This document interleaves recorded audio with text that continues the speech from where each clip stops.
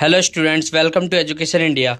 तो इस वीडियो के अंदर हम पढ़ेंगे कंपनी लॉ का चैप्टर नंबर 7 जो है आर्टिकल ऑफ एसोसिएशन यानी एओए।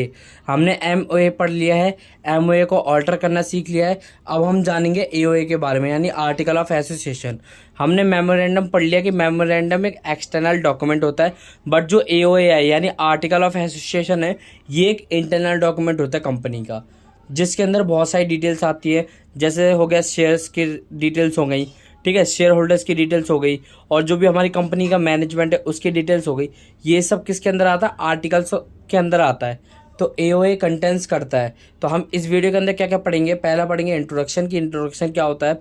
दूसरा कंटेंट्स पढ़ेंगे और फॉर्म्स पढ़ेंगे कि इसके अंदर कौन कौन से फॉर्म्स होते हैं, कौन कौन सी टेबल्स होती है और इसके अंदर क्या क्या कंटेंट होता है। फिर एक एनक्रिचमेंट क्लाउज है लास्ट में, ये इंपॉर्टेंट टॉपिक है थोड़ा, ठीक है। तो इसको हम पढ़ने वाले हैं। 3 से 4 टॉपिक्स है जिसको हम इस वीडियो के अंदर डिस्कस करेंगे।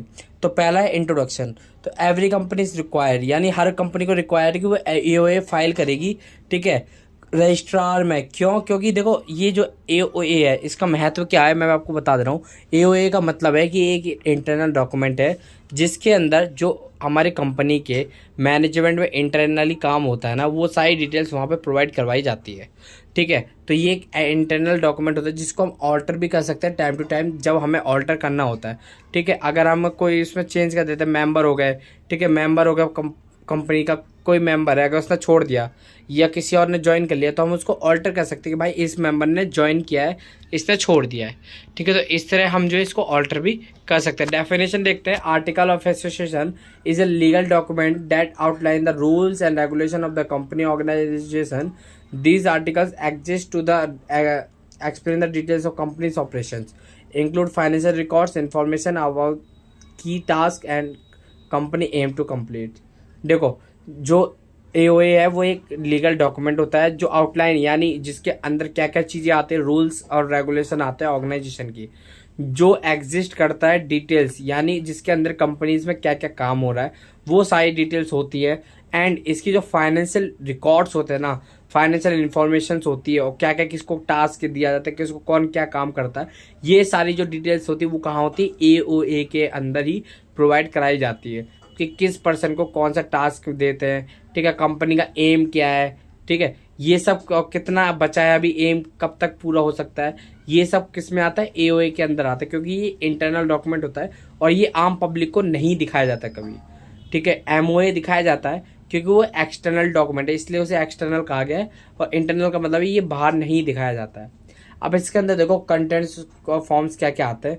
पहला शेयर कैपिटल, यानी इसके अंदर शेयर कैपिटल आती है कि भाई कितनी share capital, lean of shares क्या क्या है, कॉल्स यानी कितने में आपने पैसा मंगवाया, कितने शेयर आपने फॉरफिच कर रखे हैं, ऑल्टरेशन करते हो अगर शेयर कैपिटल में, ठीक है, ट्रांसफर ट्रांसमिशन ऑफ शेयर, इसकी डिटेल्स होती है कि आपने किसको कितने शेयर कितने रुपये में ट्रांसफर किए हैं, capitalisation of profit, buyback of shares यानी आपने कितने शेयर्स बायबैक किए हैं, ठीक है, आपकी जनरल मीटिंग की क्या प्रोसीजर है, वोटिंग राइट किसके पास है कितना है, proxy, board of directors, proceeding, ठीक है, chief executive officer, manager, company secretaries, ठीक है, इनकी जो डिटेल्स है, सील ऑफ द कंपनी, ये भी dividend, book of account, binding of इंटिमिडिटी, ठीक है, इंडेमनिटी, सॉरी। तो देखो ये सारी जो डिटेल्स है ये आती है एओए के अंदर, ठीक है। आपको पता चल गया एओए में ये सारी डिटेल्स जो कंटेंट्स की जाती है। अब देखो इसके अंदर फॉर्म्स कौन कौन से होते हैं। पहला, इसमें देखो 5 फॉर्म्स होते हैं कुछ, जो टेबल एफ होती है ना, 5 टेबल्स होती है इसके अंदर, FGHIJ। एफ होती है वो कंटेंट्स करती है, उसके अंदर क्या आता है? कंपनी जो लिमिटेड बाय शेयर्स होती है वो आती है एफ के अंदर, ठीक है। जी के अंदर आती है जो लिमिटेड बाय गारंटी होती है और जिसके पास शेयर कैपिटल भी होती है, ठीक है, इसके अंदर आती है वो कंपनीज। टेबल एच के अंदर आती है वो कंपनी जिसके अंदर कंपनी जो है लिमिटेड है, ठीक है, गारंटी भी है, बट उनके पास शेयर कैपिटल नहीं होती है, तो ये टेबल एच के अंदर कवर करती है। टेबल आई के अंदर आती है अनलिमिटेड कंपनी जिसके पास शेयर कैपिटल है, और टेबल जे के अंदर आती है अनलिमिटेड कंपनी जिसके पास शेयर कैपिटल नहीं है। तो ये 5 हमारे कुछ टेबल्स है जिसके अंदर कंपनीज हमें बाइफिकेट की गई कि टेबल्स का काम क्या होता है। अब आता है एक इंपॉर्टेंट टॉपिक है एंक्रेचमेंट क्लाउज, ठीक है।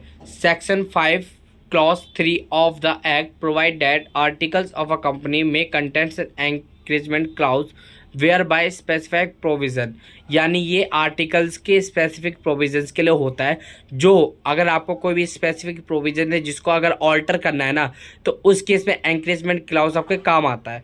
ठीक है, ये क्योंकि सारे जितने भी इसके अंदर बहुत सारे रिस्ट्रिक्शंस होती है, प्रोसीजर होते हैं, उन कंडीशंस होते हैं, उन सबको आपको फॉलो करना होता है। ठीक है, फॉलो करके आपको एक स्पेशल रेजोल्यूशन पास करना होता है, जिसके बाद आप जो है कोई भी चेंजेस कर सकते हो स्पेसिफिक क्लाउज के अंदर। द कंपनी में include such clause either at the time of formation, यानी इसके अंदर या तो ये at the time of formation आपको इंक्लूड कर देता है, या आप जब भी अमेंडमेंट करते हो उसमें तब ये जो है एंकरेजमेंट क्लाउड का आपके इसमें इंक्लूड कर देता है। Agreed upon bye all the members in the case, यानी अगर आप प्राइवेट लिमिटेड कंपनी चला रहे हो, ठीक है, तो स्पेशल रेजुलेशन में सभी की सहमति आनी चाहिए। ठीक, और अगर आप पब्लिक कंपनी हो तो स्पेशल रेजुलेशन द्वारा आनी चाहिए। If articles of a company contents entrenchment clause it shall inform the registrar by giving a notice. ठीक है, ये जो है रजिस्ट्रार को कैसे बताएंगे, उसके इन्फॉर्म करेंगे उसके बारे में एंकरेजमेंट क्लाउज के द्वारा नोटिस देके।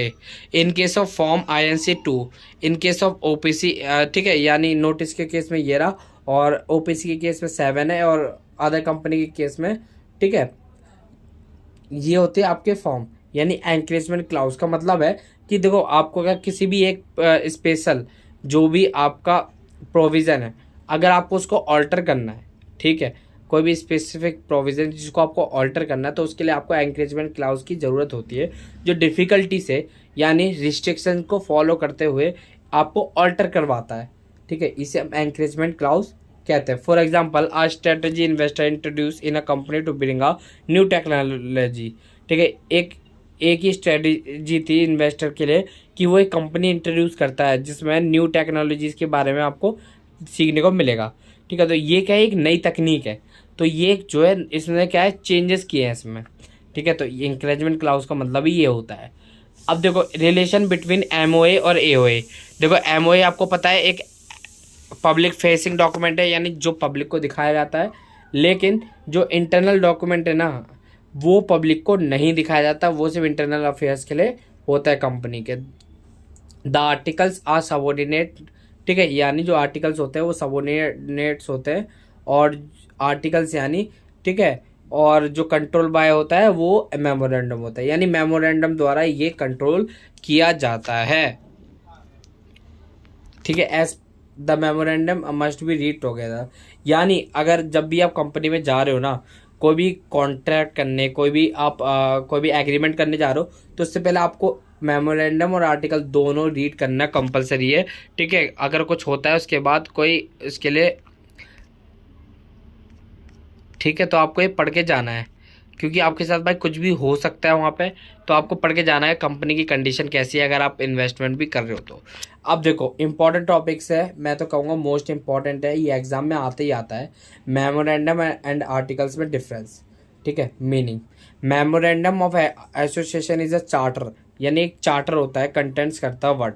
चार्टर का मतलब जो महाराजा महारानियों द्वारा बनाया जाता है, या एक तरह से खुला मिजाज, ये जो है पब्लिक को दिखाया जाता है, ये नहीं दिखाया जाता। ऑब्जेक्टिव इसके लिमिटेड होते हैं, बट ये जो है रूल्स कैरी करता है, यानी पूरे उसको चलाने में, मेमोरेंडम को आगे तक पहुंचाने में सारे जितने भी रूल्स होते हैं वो सारे AOA बनाता है। रिलेशन, ये जो है कंपनी और आउटसाइडर के बीच में रिलेशन दर्शाता है, ये कंपनी और उसके मेंबर्स के बीच में रिलेशन, मेमोरेंडम और आर्टिकल के बीच में डिफरेंस। ठीक है, तो आइए आप लोगों को वीडियो अच्छा लगे, क्योंकि वीडियो अच्छा लगे तो लाइक कर देना, चैनल को सब्सक्राइब कर देना। और आपके जो चैप्टर्स जो है आज से कंटिन्यू हो रहे हैं, तो आप लोग नोट्स की फिक्र ना करें, नोट्स आपको टेलीग्राम पे मिल जाएंगे, तो टेलीग्राम भी ज्वाइन कर लेना। तो thank you so much for watching.